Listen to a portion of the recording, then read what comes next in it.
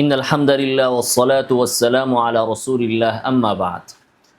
আজকে আমরা একটা গুরুত্বপূর্ণ বিষয় নিয়ে আলোচনা পেশ করব, আর সেটি হচ্ছে আজর ইব্রাহিম আলাইহিস সালাতু ওয়াসসালামের পিতা ছিলেন নাকি চাচা ছিলেন, এই বিষয়টা নিয়ে। কারণ এই বিষয়টি নিয়ে বর্তমানে কিছু আলোচনা বা পর্যালোচনা আমরা শুনতে পাচ্ছি এবং সোশ্যাল মিডিয়াতে দেখতে পাচ্ছি যে কেউ কেউ বলার চেষ্টা করছেন যে আজর ইব্রাহিম আলাইহিস সালাতু ওয়াসসালামের পিতা নন, তিনি তার চাচা ছিলেন। আর বিষয়টা এজন্য এসেছে বা এই প্রসঙ্গে এসেছে যে রাসূলুল্লাহ সাল্লাল্লাহু আলাইহি ওয়াসাল্লামের পিতামাতা তারা কি নাজাতপ্রাপ্ত নাকি নাজাতপ্রাপ্ত নন, তারা কি জান্নাতি নাকি জাহান্নামী, তারা কি মুমিন ছিলেন নাকি কাফের ছিলেন, এই বিষয়টাতে আলোকপাত করতে যে যখন ইব্রাহিম আলাইহিস সালাতু ওয়াসসালামের পিতার প্রসঙ্গ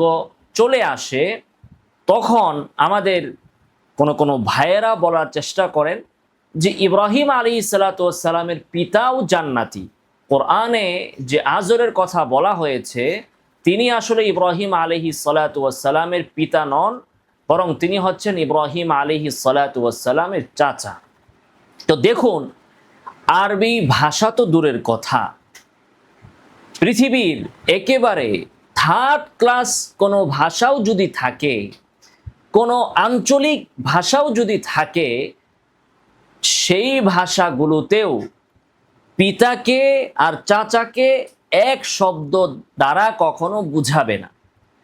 পিতা তো জন্মদাতা পিতা, বাবা, তাকে আর পিতার ভাইকে একই শব্দ দ্বারা কিভাবে বুঝায়? আরবি ভাষার ক্ষেত্রে তো এটা কল্পনাও করা যায় না। এই ধরনের পাগলামি, এই ধরনের হাস্যকর বিষয় আরবি ভাষায় থাকবে, আবার কোরআনের ভেতরে থাকবে। এটা তো বড়ই অদ্ভুত এবং অবাক করা বিষয়, যেখানে আরবি ভাষাতে একটা খেজুর, ওই খেজুরকে শুকনা খেজুর বোঝানোর জন্য এক শব্দ, তাজা খেজুর বোঝানোর জন্য আরেক শব্দ, পাকার আগে এক শব্দ, পাকার পরে এক শব্দ, খেজুর ছোট্ট ফুল আকারে বা কি বলে একেবারে ছোট্ট ক্ষুদ্র থাকা অবস্থায় এক শব্দ, পরবর্তীতে আরেক শব্দ। তো যে ভাষাতে প্রত্যেকটা জিনিসকে বোঝানোর জন্য এইভাবে সূক্ষ্ম সূক্ষ্ম শব্দ রয়েছে, সেই ভাষায় পিতাকে আর চাচাকে একই শব্দ দ্বারা বুঝাবে, তাও আবার কোরআনের ভিতরে আল্লাহ সুবহানাহু ওয়া তাআলার বক্তব্যে, যে কোরআন এসেছে স্পষ্ট বর্ণনা দেওয়ার জন্য, সেখানে এই ধরনের অস্পষ্টতা থাকবে। আজর ইব্রাহিম আলাইহিস সালাতু ওয়াসসালামের চাচা হলে সেটাকে পিতা বলে কোরআন ব্যক্ত করবে, এ ধরনের অস্পষ্টতা, দুরবদ্ধতা, এটা কোরআনের ক্ষেত্রে কখনো সম্ভব নয়। তো আসুন আমরা এই বিষয়টি আলোচনা করব সুন্দর একটি কিতাব থেকে, রিসালা থেকে। এই রিসালার নাম হচ্ছে রিসালাতুন ফি হাক্কি আবাওয়াইর রাসূল সাল্লাল্লাহু আলাইহি ওয়াসাল্লাম। রিসালাটি লিখেছেন হানাফি মাযহাবের একজন বিখ্যাত আলিম ইব্রাহিম বিন মুহাম্মদ বিন ইব্রাহিম আল হালাবি রাহিমাহুল্লাহ। অবাক এবং আশ্চর্যজনক হলেও, আফসোসের ব্যাপার হলেও সত্য যে আমাদের হানাফি মাযহাবের লোকেরা যে সকল ক্ষেত্রে বেদাতের ভেতরে লিপ্ত রয়েছে, হানাফি মাযহাবের কেউ কেউ পথভ্রষ্টতার ভেতরে লিপ্ত রয়েছে, বেদাতের ভেতরে লিপ্ত রয়েছে, ওই বেদাতগুলোর আমদানি হয়েছে হানাফি মাযহাবের বাহিরের ইমামদের থেকে, শাফিঈ মাযহাবের ইমামদের থেকে। আপনি অধিকাংশ বেদাতের ফতোয়ার ডেলিভারি ম্যান পাবেন সুয়ুতি রাহিমাহুল্লাহকে। ইমাম সুয়ুতির আল হাওয়ি ফতোয়ার ভেতরে আপনি দেখবেন সেখানে ঈদে মিলাদুন নবীর পক্ষের দলিল, সেখানে আপনি দেখবেন আল্লাহ রাসূল সাল্লাল্লাহু আলাইহি ওয়াসাল্লামের পিতামাতা তারা মুমিন, জান্নাতি, ইত্যাদি ইত্যাদি বক্তব্য আপনি কিন্তু সুয়ুতির থেকে পাবেন। হানাফি মাযহাবের ইমামদের থেকে কিন্তু আপনি এই ধরনের বেদাত কিংবা বেদাতি বক্তব্য পাবেন না। কিন্তু সেই বেদাতগুলো হানাফিরা করছে শাফি মাযহাবের তাকলিদ করে। একটু লজ্জা থাকা দরকার। নিজের মাযহাব বাদ দিয়ে বেদাত করার জন্য অন্য মাযহাব থেকে ধার করে এনে তারা বেদাত করছে। দেখুন ইব্রাহিম আল হালাবি তিনি কত সুন্দর একটি রিসালা লিখেছেন দলিল আদিল্লার আলোকে। সেখানে তিনি আল্লাহ রাসূল সাল্লাল্লাহু আলাইহি ওয়াসাল্লামের পিতামাতার বিষয়ে দলিলের আলোকে সুস্পষ্ট বক্তব্য পেশ করেছেন। হানাফিরা, ওই বেদাতি হানাফিরা এই দিকে যাবে না, তারা নিয়ে আসবে ইমাম সুয়ুতির ভুল দলিলের আলোকে, যেটা ঠিক না, দুর্বল মওযু হাদিস নির্ভর বক্তব্যগুলোকে। তো কপাল যদি খারাপ থাকে, রুচিতে যদি সমস্যা থাকে, তাহলে এটাই হয়। নিজের ঘরের ভেতরে খাঁটি দুধ রেখে আরেকজনের ভেজাল দুধ কিনতে যায়, এর নাম হচ্ছে বাংলাদেশে তথাকথিত বেদাতি। তো ইব্রাহিম হালাবি তিনি দেখেন তার কিতাবের শুরুতেই, এই কিতাবটির একদম শুরুতেই তিনি বলতেছেন যে কিতাবটি তিনি কেন লিখলেন। তিনি বলছেন ফাকাদ বালাগানি আন্না বা'দান নাস ইবতাদা কওলান খালাফা ফীহিল কিতাবা ওয়াস সুন্নাহ ওয়া ইজমা' আল উম্মাহ, যে কিছু মানুষ যেমন সুয়ুতি, উনি সুয়ুতির নাম নেন নাই, আমি বললাম আর কি উদাহরণস্বরূপ, যেহেতু সুয়ুতি তিনি এই কাজটা করেছেন, তার আল হাউইল ফতোয়ার ভিতরেই এটার প্রমাণ আছে। তো উনি বলতেছেন যে কিছু মানুষ নতুন এক বক্তব্য উদ্ভাবন করেছে, ইবতাদা মানে বেদাত থেকে এক বেদাতি বক্তব্য নিয়ে এসেছে।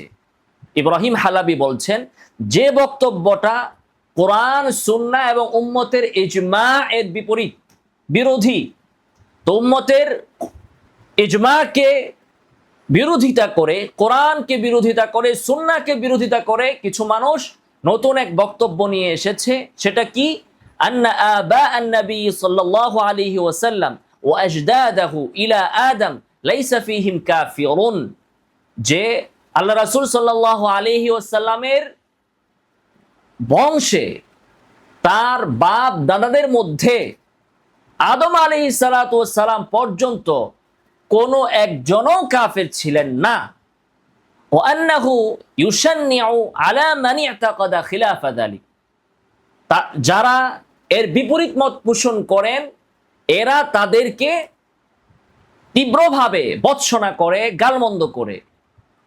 ওয়ায়াকুল, গালমন্দ করে বলে ইন্না মান ইতাকাদা খিলাফাহু ইস্তাওজিবু দরবাল উনুক, এর বিপরীত যারা বলবে যে আল্লাহ রাসূলের বাপ দাদা বা তার বংশে এরকম ঊর্ধ্বতন পুরুষের মধ্যে কেউ কাফের ছিল, এই কথা যে ব্যক্তি বলবে তার গর্দান উড়িয়ে দেওয়া ওয়াজিব। ওয়া আন্না আবা আন-নবী সাল্লাল্লাহু আলাইহি ওয়াসাল্লাম ওয়া আজদাদাহু আফযল মিন আবি বকর ওয়া উমর, আল্লাহ রাসূল সাল্লাল্লাহু আলাইহি ওয়াসাল্লামের পিতা এবং দাদারা তারা আবু বকর ওমর থেকেও শ্রেষ্ঠ। কিছু মানুষ এরকমটা বলেন। এর বিপরীতে তিনি পুস্তিকাটি লিখেছেন। মাঝখানে, যদিও আজকের মূল বিষয় হচ্ছে আজর তিনি কি ইব্রাহিম আলাইহিস সালামের পিতা না চাচা, মাঝখানে একটা কথা বলে রাখলেই ভালো হয়। সেটা হচ্ছে যারা বলেন আল্লাহ রাসূল সাল্লাল্লাহু আলাইহি ওয়াসাল্লামের পিতামাতাকে আল্লাহ তাআলা আবার জীবিত করেছিলেন এবং তাদের ঈমান আনার সুযোগ প্রদান করা হয়েছিল, তাহলে তো তারা সাহাবী এবং তারা তো জান্নাতি সাহাবী। তাহলে প্রশ্ন হচ্ছে, কোন হাদিস কি এমন আছে যে হাদিসে রাসূলুল্লাহ সাল্লাল্লাহু আলাইহি ওয়াসাল্লাম তার পিতামাতার নাম ধরে দোয়া করেছেন, তার পিতার জন্য বা নাম ধরা ছাড়া বলেছেন হে আল্লাহ আমার পিতাকে মাফ করে দেন, আমার মাকে মাফ করে দেন? যেখানে সহিহ মুসলিমে হাদিস এসেছে যে আল্লাহর পক্ষ থেকে আমার মায়ের জন্য ইস্তিগফার করতে নিষেধ করা হয়েছে, আমি ইস্তিগফার করার অনুমতি চেয়েছি, তার ক্ষমা প্রার্থনার জন্য অনুমতি চেয়েছি, কিন্তু আল্লাহ তাআলা আমাকে ক্ষমা প্রার্থনার জন্য দোয়া করতেও অনুমতি দেন নাই। এই হাদিস যখন আছে, এর বিপরীত কি কোনো হাদিস আছে যেখানে আল্লাহ রাসূল সাল্লাল্লাহু আলাইহি ওয়াসাল্লাম তার মায়ের নাম ধরে বা নাম ধরা ছাড়া বলেছেন হে আল্লাহ আমার মাকে আপনি ক্ষমা করে দেন? যদি পরবর্তীতে তার মা কে আল্লাহ তাআলা আবার জীবিত করতেন এবং তিনি যদি মুমিন হতেন, সাহাবী হতেন, তাহলে আল্লাহ রাসূল তো অবশ্যই দোয়া করতেন। আমরা খুতবাতে দোয়া করি, কাদের জন্য দোয়া করি? আবু বকর, উসমান, ওমর, আলী রিদওয়ানুল্লাহি তাআলা আলাইহিম আজমাইন, তাদের জন্য আমরা খুতবায় দোয়া করি। আমরা রাসূলের সাল্লাল্লাহু আলাইহি সাল্লামের সকল স্ত্রীদের জন্য দোয়া করি খুতবার ভিতরে। আমরা তার মেয়ে ফাতেমার নাম ধরে দোয়া করি। আমরা তার নাতি হাসান হুসাইনের জন্য দোয়া করি। আমরা খুতবার ভিতরে বলি আল্লাহুম্মা গফির লিল আব্বাসি ওয়া ওয়ালাদি, হে আল্লাহ আপনি আব্বাস এবং তার সন্তানাদিকে ক্ষমা করে দেন। তো যদি আব্দুল্লাহ এবং আমিনা তারা যদি সাহাবী হয়ে থাকেন, তারা যদি নাজাত প্রাপ্ত হয়ে থাকেন, মুমিন হয়ে থাকেন, তাহলে খুতবার জন্য কেন তাদের জন্য দোয়া করা হচ্ছে না? যেখানে আল্লাহ রাসূলের চাচার জন্য দোয়া, চাচতো ভাইদের জন্য দোয়া, ওমর, উসমান, আলী রিদওয়ানুল্লাহি তাআলা আলাইহিম তাদের জন্য দোয়া, হাসান হুসাইনের জন্য দোয়া, আল্লাহ রাসূলের বাবা মা কি দোয়া পাওয়ার উপযুক্ত নন? তাহলে তাদের জন্য খুতবার ভিতরে আপনারা কেন দোয়া করেন না যদি তারা মুমিনই হয়ে থাকবেন? আপনারা কেন খুতবার ভেতরে তাদের জন্য ক্ষমা প্রার্থনা করেন না? কিংবা সিরাতের কিতাবে, হাদিসের কিতাবে যেখানে তাদের নাম এসেছে সেখানে কেন তাদের নামের সাথে রাদিয়াল্লাহু তাআলা আনহু বলা হয় না? অথবা কেন আলাইহিস সালাতু ওয়াস সালাম বলা হয় না? অথবা কেন রাহিমাহুল্লাহ বলা হয় না? কেন আব্দুল্লাহ, আমেনা এভাবে উল্লেখ করেন কেন? রাসূলের বাবার নাম কি? আব্দুল্লাহ। তো বলতে হবে রাসূলের বাবার নাম আব্দুল্লাহ আলাইহিস সালাতু ওয়াস সালাম, অথবা রাদিয়াল্লাহু তাআলা আনহু। রাসূলের মায়ের নাম আমেনা আলাইহিস সালাতু ওয়াস সালাম। ঈসা আলাইহিস সালাতু ওয়াস সালামের মা মারইয়ামের ক্ষেত্রে আমরা বলি আলাইহাস সালাতু ওয়াস সালাম। তো সেক্ষেত্রে আল্লাহ রাসূল সাল্লাল্লাহু আলাইহি ওয়াসাল্লামের মায়ের ক্ষেত্রে কেন বলবেন না? যারা মনে করেন তার পিতামাতা জান্নাতি, তাদের অবশ্যই উচিত আজকে থেকে খুতবার ভেতরে আল্লাহ রাসূলের মা বাবার জন্য দোয়া করা। অনেকে বলেন যে এটা অনর্থক আলোচনা। অনর্থক আলোচনা হলে আল্লাহ রাসূল তাদের এই প্রসঙ্গ তিনি আনতেন না, হাদিসের কিতাবে এই প্রসঙ্গ থাকতো না, ইমামরা এই বিষয়ে কিতাব লিখতেন না। এটা তো গুরুত্বপূর্ণ প্রসঙ্গ। নবীর বাবা মা মুমিন হলে আপনি নবীর নাতির জন্য দোয়া করেন, তাদের বাবা মার জন্য আপনি কেন দোয়া করবেন না? তো যাই হোক, মূল প্রসঙ্গে আসি। তো আমাদের এই লেখক ইব্রাহিম হালাবি তিনি বলতেছেন যে ইব্রাহিম আলাইহিস সালাতু ওয়াস সালাম, আজর কি ইব্রাহিম আলাইহিস সালাতু ওয়াস সালামের পিতা বলা, চাচা বলা এটা কোরআন সুন্নাহ বিরোধী কেন তিনি এটা বলতেছেন। প্রথমে সূরাতুল আনআমের ৭৪ নং আয়াতে আল্লাহ তাআলা বলেছেন ওয়াইদ ক্বালা ইব্রাহিমু লিআবিহি আযার আতাত্তাখিযু আসনামান আলিহা, যে আল্লাহ তাআলা বলতেছেন স্মরণ করো যখন ইব্রাহিম তার পিতা আজরকে বলল আতাত্তাখিযু আসনামান আলিহা, যে মূর্তিগুলোকে তুমি কি ইলাহ হিসাবে গ্রহণ করেছো? তিনি বলতেছেন জুমহুরুল মুফাসসিরিন, অধিকাংশ মুফাসসিরগণ বলেছেন এখানে আজর দ্বারা ইব্রাহিম আলাইহিস সালাতু ওয়াস সালামের পিতা উদ্দেশ্য। আলা আন্নাহু ইসমুহু আও লাকাবুহু, হ্যাঁ মুফাসসিরিনদের কেউ বলেছেন আজর ইব্রাহিম আলাইহিস সালাতু ওয়াস সালামের পিতার নাম, কেউ বলেছেন চাচার নাম, ইব্রাহিম আলাইহিস সালাতু ওয়াস সালামের পিতার নাম, আবার কেউ বলেছেন ইব্রাহিম আলাইহিস সালাতু ওয়াস সালামের পিতার লকব বা উপাধি। তো উপাধি হোক আর নাম হোক, আজর মানে ইব্রাহিম আলাইহিস সালাতু ওয়াস সালামের পিতা। জমহুর মুফাসসিরিন এটাই বলেছেন, আজর ইব্রাহিম আলাইহিস সালাতু ওয়াস সালামের পিতা, চাই সেটা তার পিতার নাম হিসাবে হোক অথবা লকব হিসাবে হোক, আজর দ্বারা পিতাই উদ্দেশ্য। তিনি বলতেছেন ওয়ালা ইবরাতা বিমান খালাফাহুম, গুটি কয়েক ব্যক্তি যারা এই জমহুরের অধিকাংশ মুফাসসিরিনের বক্তব্যের বিরোধিতা করেছেন তাদের বক্তব্য বা তাদের কথা গ্রহণযোগ্য নয়। কেন? লিআন্নাহু ইয়াসরিফু নাযমাল কুরআন আন ওয়াজহিহি বিলা দালিলিন, কেননা তারা দলিল ছাড়া কোরআনের বক্তব্যকে তার উদ্দেশ্য থেকে সরিয়ে দিচ্ছে, কোরআনের বক্তব্যকে তার উদ্দেশ্য থেকে সরিয়ে দিচ্ছে কোনো দলিল ছাড়া। এখানে কি দলিল আছে যে আজর দ্বারা আবুন দ্বারা ইব্রাহিম আলাইহিস সালাতু ওয়াস সালামের পিতা বলে চাচা উদ্দেশ্য, এটার এখানে কি দলিল আছে? কোনো দলিল নাই। তারপরে ইব্রাহিম আলাইহিস সালাতু ওয়াস সালামের এই পিতা সম্পর্কে কোরআনের সূরা তাওবার ১১৪ নং আয়াতে এসেছে ওমা কানা ইস্তিগফারু ইব্রাহিম লিআবি, ইল্লা আম মাউইদাতিন ওয়া'দাহা ইয়া। তেমনি ভাবে সূরাতু মারইয়ামের 5 জায়গায় ইব্রাহিম আলাইহিস সালাতু ওয়াস সালামের পিতার কথা এসেছে। ইয ক্বালা লিআবিহি ইয়া আবাতি, যে ইব্রাহিম আলাইহিস সালাম তার পিতাকে বলেছেন, হে আমার পিতা, লিমা তা'বুদু মা লা ইয়াসমাউ ওয়া লা ইবসিরু ওয়া লা ইউগনি আনকা শাইআ, যে কিছু শুনে না, কিছু দেখে না, আপনি কেন তার উপাসনা করেন? ইয়া আবাতি ইন্নী ক্বাদ জানি মিনাল ইলমি, হে আমার পিতা, আমার কাছে এই বিষয়ে ইলম আছে, আমার অনুসরণ করুন। ইয়া আবাতি লা তা'বুদিশ শাইতান, হে পিতা, শয়তানের আনুগত্য করবেন না।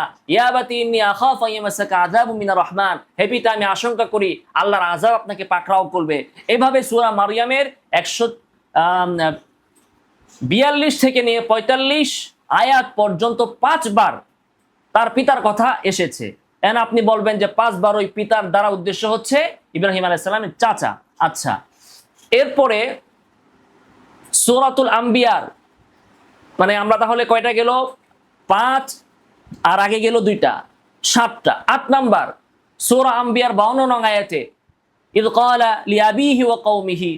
তারপরে 9 এবং 10 এসেছে সূরাতুশ শুআরা 86 এবং 81 থেকে 70 থেকে 71, সূরা আশ-শুআরা 70 থেকে 71, এবং ওয়াগফির লিআবি ইন্নাহু কানা মিনাদ-দাল্লিন সূরা আশ-শুআরার 86 নং আয়াত। তারপরে 11 নং আয়াতে 11 নং জায়গা হচ্ছে সূরা সাফাতের 85 থেকে 86। এরপরে 12 নং জায়গা হচ্ছে সূরা যুখরুফের 26 থেকে 27। তো আয়াতগুলো আমি আর উল্লেখ করলাম না, আলোচনা দীর্ঘ হয়ে যাবে। এই আয়াতগুলো উল্লেখ করার পর তিনি বলতেছেন, এই 12 জায়গায় একথা বলা যে 12টা জায়গায় আল্লাহ তাআলা বলছেন ইব্রাহিমের পিতা, উদ্দেশ্য হচ্ছে ইব্রাহিমের চাচা, এইটা কোনো পাগলও বিশ্বাস করবে না। তিনি বলতেছেন যে এই বিষয়টা আল-আম লা ইয়াকুলুহু আকিলুন, কোন আকেল যার ভিতরে সামান্য জ্ঞান আছে সেও এটা মানবে না, যে বলতেছে 12টা জায়গায় বাপ বাপ বাপ, উদ্দেশ্য হচ্ছে চাচা চাচা চাচা, এটা কেউ বিশ্বাস করবে না। উনি বলতেছেন যে আরবি ভাষায়, কোরআনের ভাষা তো ফসি, সেটা বাদ দিলাম, সাধারণ আঞ্চলিক আরবি ভাষাতেও আব দ্বারা কখনো আম উদ্দেশ্য হয় না করিনা ছাড়া। এই কথাটা ভালোভাবে বুঝতে হবে। আবুন শব্দের অর্থ পিতা, পৃথিবীর কোন ডিকশনারিতে নাই আবুন শব্দের অর্থ চাচা, কোন ডিকশনারিতে নাই বাপ মানে চাচা, ফাদার মানে চাচা, কোন ডিকশনারিতে নাই। ফাদার মানে পিতা, চাচা ইংরেজি হচ্ছে আঙ্কেল।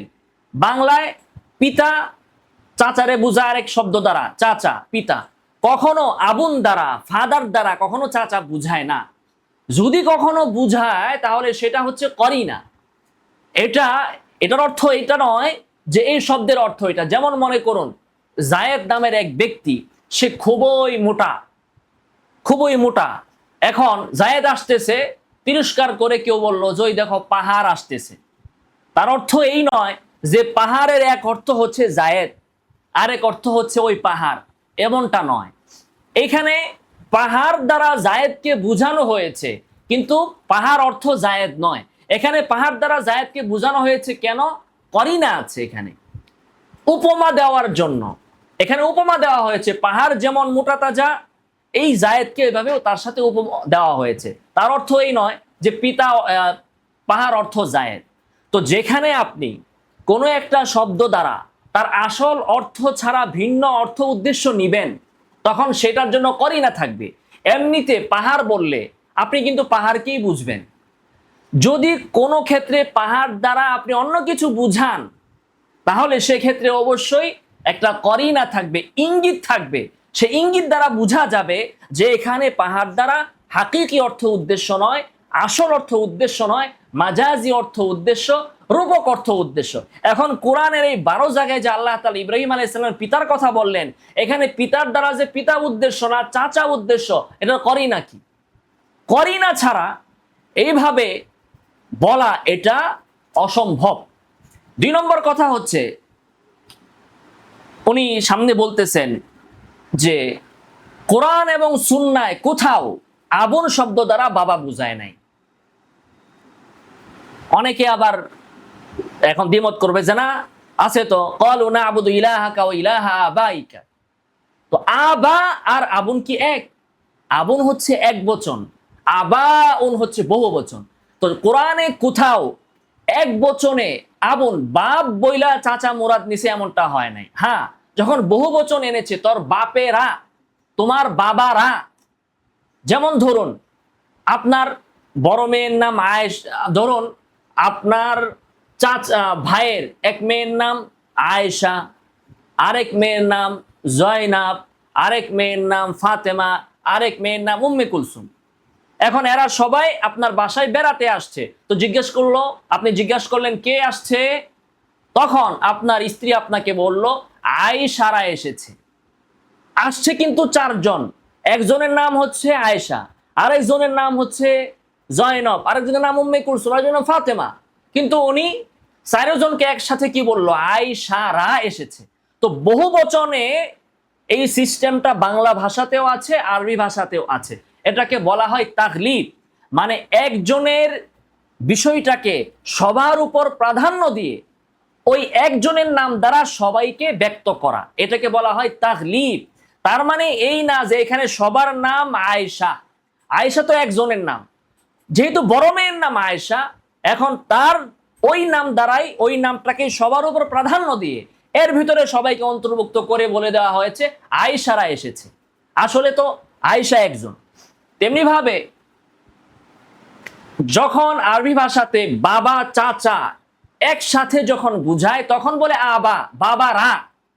তো বাবারা, বাপ তো একজন, আর চাচা কিন্তু বাপ না, কিন্তু বাপের ওই নামটাকে চাচার উপর তাগলিদ করে প্রাধান্য দিয়ে একসাথে বুঝায় বাবারা।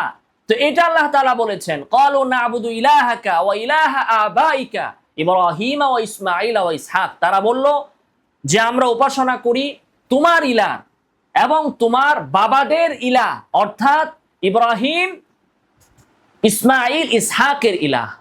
এখন তারা বলতেছে যে এখানে বাবারা বলার দ্বারা ইব্রাহিম না হয় বাপ, তো ইসহাক, ইসমাইল তারা তো বাপ না, তারা তো চাচা, তো তাদেরকে এই আবা দ্বারা কেমনে ব্যক্ত করা হইলো? তো বোঝা গেল আরবিতে চাচাকেও বাপ বলে না, চাচাকে বাপ বলা হয় নাই।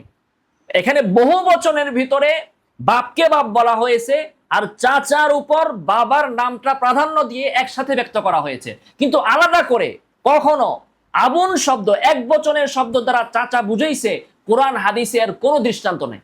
যে বলছে আবুন বাপ, উদ্দেশ্য নিছে চাচা, কোরআনে হাদিসে কোথাও এমনটা নাই, আরবি ভাষাতেও নাই, বাংলা ভাষাতেও নাই, ইংরেজি ভাষাতেও নাই। হ্যাঁ, বাবারা বহু বচনের শব্দ যখন আনে তখন এর ভিতরে বাবারা বললে তখন এর ভিতরে চাচাকে ঢুকানো হয় তাগলিবান, হাকিকি অর্থে না। তো এখানে তো করিনা আছে, যখন বহু বচন আনা হয়েছে তখন তো বুঝাই যাচ্ছে বাপ তো একজন, বাপ হচ্ছে একজন, তো এখানে বাবারা কেন বললো? চাচাকে ঢুকাইছে, এটাই হচ্ছে করিনা। এখন ইব্রাহিম আলাইহিস সালাতু ওয়াস সালামের ক্ষেত্রে কোরআনে এক বচন শব্দ এনেছে, ইয ক্বালা লি আবিহি, ইয ক্বালা ইব্রাহিম লি আবিহি আযার। ইব্রাহিম যখন তার পিতা আযরকে বলল, তো এক বচনের শব্দ তার পিতা, এর দ্বারা চাচাকে বুঝাইছে। এটা না আছে কোনো করিনা, না বিবেক কখনো বলে, না এটা কখনো আদৌ সম্ভব। অতএব যারা বলেন যে আরবি ভাষাতে বাপ দ্বারা চাচাকে বোঝানো হয়, এটা সম্পূর্ণই আপনাদের ভাষা না বুঝার কারণে। না আপনারা আরবি ভাষা বুঝেন, না আপনারা বাংলা ভাষা বুঝেন। বাপ এক বচনের আবুন দ্বারা কখনো চাচা বুঝায় না। আমি চ্যালেঞ্জ করলাম, কোন আরবি ভাষায়, ডিকশনারিতে, আরবি সাহিত্যে, কোন কবির কবিতায় কখনো এমনটা পাওয়া যাবে না। হ্যাঁ, যখন বহু বচন আসে, তো এখানে তো এক বচন আসছে, আর বহু বচন যখন আসে তখন সেখানে বাবার সাথে চাচা ঢুকতে পারে। এটা আমরা বাংলা ভাষাতেও বলি, তোর বাপ ঘরে ডাক দে, তোর বাপেরা এমন করছে। তো এখানে তোর বাপেরা বললে বাপের ভিতরে চাচা ঢুকছে, তাকলিবান, এটাকে বলে তাকলিব। তো আল্লাহ তাআলা আমাদেরকে সঠিক বুঝ দান করুন, হেদায়েত দান করুন। আমিন ওয়া আখিরু দাওয়ানা আলহামদুলিল্লাহি রাব্বিল আলামিন।